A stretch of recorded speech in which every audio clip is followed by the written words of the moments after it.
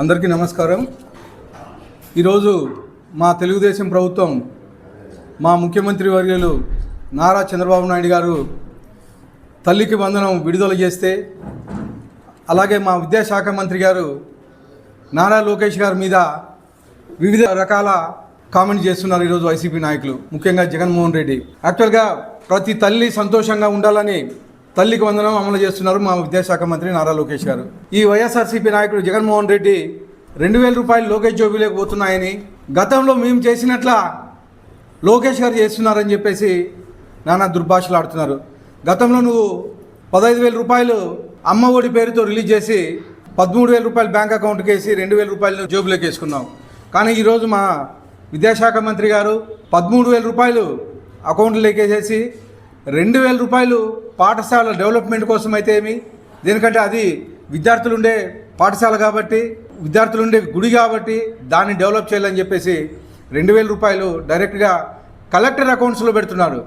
నీ మాదిరి నీ ప్యాలెస్కో, బెంగళూరు ప్యాలెస్కో డబ్బులు తీసుకెళ్ళిన పరిస్థితి లేదు. ఈరోజు కనీసం నువ్వు నీ తల్లికి చెల్లికి కానీ గౌరవం ఇవ్వలేని పరిస్థితి. కానీ ఈరోజు మేము తల్లికి వందనం పేరుతో ప్రతి ఒక్క తల్లికి 15,000 రూపాయలు ఇచ్చి తల్లి గౌరవాన్ని మేము నిలబెడతా ఉన్నాం. ప్రతి ఇంట్లో పుట్టిన ప్రతి బిడ్డకి, అంటే ఇంట్లో ఎంతమంది ఉంటే అంతమంది, 4 పిల్లలు ఉన్నా కానీ ప్రతి ఒక్కరికి 15,000 రూపాయలతో వాళ్ళ అకౌంట్లో తల్లికి అకౌంట్లో డిపాజిట్ చేయడం జరుగుతుందని చెప్పేసి తెలియజేస్తాను. వైసీపీ పాలనలో 13,000 రూపాయలు ఇచ్చినారు. అంటే 2,000 రూపాయలు జగన్మోహన్ రెడ్డి జేబులేకపోయినట్లు అని చెప్పేసి గతంలో కానీ మీ నాయకులే చెప్పడం జరిగింది. అలాగే జగన్ పాలనలో కేవలం 42 లక్షలు మాత్రమే రిలీజ్ చేశారు. కానీ ఈరోజు మేము 67,27,000 మంది విద్యార్థులకి 15,000 రూపాయల లెక్కన విద్యార్థులకి తల్లికి వందనం ఇవ్వడం జరిగింది. అలాగే ఇచ్చిన మాటను మా ప్రభుత్వం కానీ, మా నాయకుడు ముఖ్యమంత్రి చంద్రబాబు నాయుడు కానీ ఇచ్చిన మాటను నిలబెట్టుకునే నాయకులు. గతంలో మీ మాదిరి ఎప్పుడు అమ్మఒడి ఎప్పుడు వస్తుందో కానీ తెలియదు. కానీ ఈరోజు స్కూల్స్ ఓపెన్ చేసిన రోజే దాదాపు 10,000 కోట్ల రూపాయలు తల్లికి వందనం పేరుతో మా ప్రభుత్వం, మా తెలుగుదేశం ప్రభుత్వం చేయడం జరిగింది. అది మా నాయకుడు కమిట్మెంటు, అది మా ముఖ్యమంత్రి గారి కమిట్మెంట్ అని చెప్పేసి తెలియజేస్తా ఉన్నాను. అలాగే పిల్లల స్కూల్ ఫీజు కోసం గతంలో అప్పులు చేయాల్సిన అవసరం ఉండేది. దేనికంటే నువ్వు అమ్మ ఒడి ఎప్పుడు ఇస్తారో తెలియదు. కానీ ఈరోజు తల్లికి వందనం పేరుతో మేము స్కూల్ ఓపెన్ చేసిన రోజునే 15,000 రూపాయలు తల్లికి వందనం పేరుతో రిలీజ్ చేయడం జరిగింది. గతంలో నువ్వు కుటుంబంలో ఒక్కరికే అని షరతు పెట్టి అవి కానీ పూర్తిగా 10,000 రూపాయలు పైన ఉన్నాయని చెప్పేసి, లేకపోతే 1000 స్క్వేర్ ఫీటు పైన ఉన్నాయని చెప్పేసి తెలుగుదేశం కార్యకర్తలను వీళ్ళందరినీ ఇబ్బంది పెట్టి తెలుగుదేశం నాయకులకు రాకోకుండా, తెలుగుదేశం కార్యకర్తలకు రాకోకుండా అడ్డుకునే పరిస్థితి కేవలం వైఎస్ఆర్సీపీ వాళ్ళకి సంబంధించిన మాత్రమే వేసాం. కానీ ఈరోజు మీరు గతంలో 42 లక్షల మందికి వేస్తే ఈరోజు 67,27,000 మంది కంటే మీ వైఎస్ఆర్సీపీ కార్యకర్తల పిల్లలకు కానీ ఈ అకౌంట్లో పడినాయని చెప్పేసి తెలియజేయడం జరిగింది.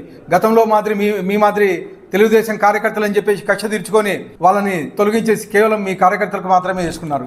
కానీ ఈరోజు మా తెలుగుదేశం ప్రభుత్వం కమిట్మెంట్ మీ పార్టీలు చూడట్లేదు. మొత్తం 67,27,000 మందికి వేయడం జరిగింది. ఇవే కాకుండా ఇప్పుడు 1వ తరగతి చేరే పిల్లలకు కానీ, అలాగే ఇంటర్మీడియట్ ఫస్ట్ ఇయర్ జాయిన్ అయిన పిల్లలు కానీ దాదాపు 11 లక్షల మంది ఉన్నారు. వాళ్ళకు కానీ వచ్చే నెల జూలైలో వాళ్ళకు కానీ 15,000 రూపాయలతో తల్లికి వందనం పేరుతో రిలీజ్ చేయడం జరుగుతుందని చెప్పేసి తెలియజేయడం జరుగుతుంది. లబ్ధి పొందే విద్యార్థులు బీసీలు దాదాపు 29.82 లక్షల మంది బీసీలు ఉన్నారు. ఎస్సీ విద్యార్థులు 11.76 లక్షల మంది ఉన్నారు. ఎస్టీ విద్యార్థులు 4,26,000 మంది ఉన్నారు. మైనార్టీ విద్యార్థులు 66,500 మంది ఉన్నారు. ఈడబ్ల్యూఎస్ విద్యార్థులు 8,44,000 మంది ఉన్నారని చెప్పేసి తెలియజేయడం జరుగుతుంది. ఒక బిడ్డ కన్నా 4 ఉన్న అందరికీ తల్లికి వందనం ఇస్తాను. గతంలో మీరు మోసం చేశారు. భారతిరెడ్డి ఇంట్లో ఎంతమంది పిల్లలు ఉంటే అంతమందికి వేస్తామని చెప్పేసి గత ఎలక్షన్లో ప్రచారం చేసింది వాస్తవం కాదా అని చెప్పేసి అంటున్నాను. మీరు గెలిచిన తర్వాత ఆ ప్రచారం చేసిన పక్కకు పెట్టి కేవలం ఒకరికి మాత్రమే అమ్మ ఒడి పేరుతో రిలీజ్ చేయడం జరిగింది. కానీ ఆ డబ్బులు కానీ ఎప్పుడు వస్తాయో అని ప్రజలు వేచి చూసే పరిస్థితి. కానీ ఈరోజు ప్రతి సంవత్సరం విద్యా సంవత్సరం మొదలైన రోజే తల్లికి వందనం పథకం అమలు చేస్తామని చెప్పేసి ఈ పత్రికాముఖంగా నేను తెలియజేస్తా ఉన్నాను. పారదర్శక పెద్దపీట వేస్తూ అర్హత ఉన్న ప్రతి విద్యార్థికి లబ్ధి చేకూర్చే విధంగా మేము వ్యవహరిస్తున్నాం. గతంలో బెంగళూరులో కూర్చొని బట్టలు నొక్కావు, తాడేపల్లి ప్యాలెస్లో కూర్చొని బట్టలు నొక్కావు. కానీ ఈరోజు డైరెక్ట్గా ఎవరి సంబంధం లేకోకుండా తల్లుల అకౌంట్లో పడినాయి. 4 రోజుల నుంచి మేము వెళ్ళి బయటకు అడుగుతున్నాం. అసలు ఆశ్చర్యం వ్యక్తం చేస్తున్నారు. మేము ఎక్స్పెక్ట్ చేయలేదు. గతంలో జగన్మోహన్ రెడ్డి మాదిరి అబద్ధాలు చెప్పారు, ఈసారి కానీ అలాగే వస్తాయేమనుకున్నాం. కానీ విద్యా సంవత్సరం మొదలైన రోజే మాకు డబ్బులు పడడం అనేది చాలా సంతోషంగా ఉంది. ఫీజుల కోసం మేము ఎవరిని అడగాల్సిన లేదు, ఎవరికి అప్పులు చేయాల్సిన అవసరం లేదు, వడ్డీలు కట్టాల్సిన అవసరం లేదని చెప్పేసి ఈరోజు తల్లులు గర్వంగా చెప్పుకునే పరిస్థితి. కానీ గతంలో మీ నాయకులు, రాక్షస నాయకులు విష ప్రచారం చేస్తున్నారు. లోకేష్ గారు 2,000 రూపాయలు తీసుకుంటున్నారు అని చెప్పేసి. గతంలో మీరు తీసుకున్నారు 13,000 రూపాయలు స్టూడెంట్స్కి ఇచ్చేసి 2,000 రూపాయలు తాడేపల్లి ప్యాలెస్కి, బెంగళూరు ప్యాలెస్ పంపించిన దాఖలాలు. కానీ ఈరోజు మేము 13,000 రూపాయలు స్టూడెంట్స్ అకౌంట్స్లోకి వేసి 2,000 రూపాయలు కలెక్టర్ అకౌంట్లో పెట్టి ఆ పాఠశాలకు ఏదైతే అవసరం ఉన్నాయో ఆ డెవలప్మెంట్ వైపు ఈ 2,000 రూపాయలు అని చెప్పేసి తెలియజేయడం జరుగుతూ ఉంది.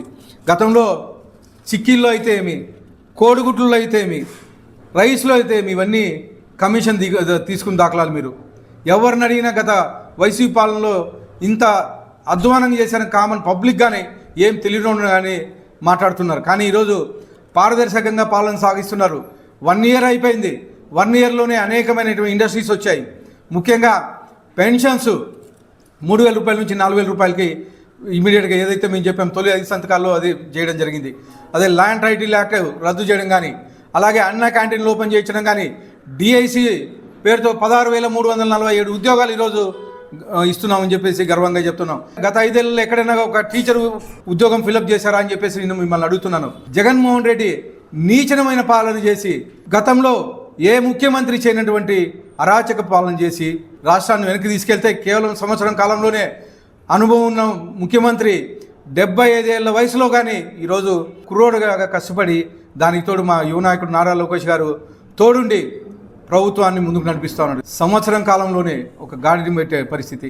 వచ్చే 10-15 ఏళ్ళలో ప్రపంచంలోనే ఆంధ్రప్రదేశ్ని అగ్రగామిగా నిలబెట్టే పరిస్థితి మా ముఖ్యమంత్రి గారు ట్రై చేస్తూ ఉన్నారు. ఎందుకంటే 2047 పేరుతో ఈరోజుకి ఇంటింటికి ఒక ఎంటర్ప్రైజ్ తయారు చేయాలని, ఒక కాన్స్టిట్యున్సీకి ఎంఎస్ఎంఈ పార్కులు తీసుకొని రావాలని చెప్పేసి ట్రై చేస్తారు.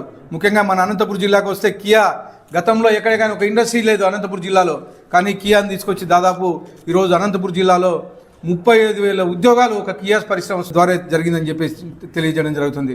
అలాగే కియాకి అనుబంధ పరిశ్రమలు వచ్చినాయి. అలాగే ఈరోజు సోలార్ అయితే ఏమి, విండ్ మిల్ అయితే ఏమి, ఇవన్నీ కేవలం మా ముఖ్యమంత్రి నారా చంద్రబాబు నాయుడు కృషి వల్లే వస్తున్నాయని చెప్పేసి చెప్పడం జరుగుతుంది. అలాగే ఈరోజు ప్రతి కాన్స్టిట్యున్సీలోనూ మెగా జాబ్ మేళాలు నిర్వహిస్తున్నారు. ముఖ్యంగా అనంతపురం జిల్లా వెనుకబడిన ప్రాంతం, దీంట్లో ప్రతి కాన్స్టిట్యున్సీలోనూ మెగా జాబ్ నిర్వహించడం జరిగింది. ముఖ్యంగా అనంతపురం అర్బన్లో గత వారంలో దాదాపు 5,000 మంది ఈ ప్రోగ్రాంకి అటెండ్ అయ్యారు. 1,600 మందికి ఉద్యోగాలు వచ్చాయని చెప్పేసి గర్వంగా తెలియజేసుకుంటాం. అలాగే ఇవే కాకుండా ఇట్లా చెప్పుకుంటూ పోతే అనేకమైనటువంటి డెవలప్మెంట్ ఈ సంవత్సరం కాలంలో జరిగింది. ముఖ్యంగా అమరావతిని మీరు గతంలో 3 ముక్కలాట ఆడారు. విశాఖపట్నం అని, కర్నూలు అని, అమరావతిని 3 ముక్కలాట ఆడి ఎక్కడే కానీ ₹1 అమరావతి మీద ఇన్వెస్ట్ చేసి కనీసం ఒక బిల్డింగ్ కట్టిన దాఖలాలు మీకు లేవు. కానీ ఈరోజు 45,000 కోట్ల రూపాయలతో మేము అమరావతిని అభివృద్ధి చేస్తున్నాం. ప్రపంచంలోనే నంబర్ 1 రాజధానిగా అమరావతి నిలబడుతుందని చెప్పేసి, సింగపూర్ తరహాలో నిలబడుతుందని చెప్పేసి మేము గర్వంగా తెలియజేసుకుంటాం. ఇదంతా కేవలం మా యువ నాయకుడు నారా లోకేష్ గారు కృషి అయితేవి, అలాగే మా ముఖ్యమంత్రి వారి గారు నారా చంద్రబాబు నాయుడు కృషి అని చెప్పేసి తెలియజేయడం జరుగుతుంది.